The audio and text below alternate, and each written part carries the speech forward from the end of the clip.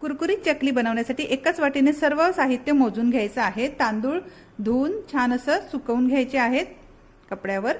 आणि आता तांदूळ, उडीद डाळ, साबुदाणे, चना डाळ, मूग डाळ आणि पोहे, धणे हे सर्व छान असं भाजून घ्यायचं आहे आणि पीठ दळून आणायचं आहे। आणि पिठामध्ये आता सर्व आपले बेसिकचे मसाले, हळद, मीठ, ओवा, तीळ हे सर्व त्यामध्ये ऍड करायचं आहे।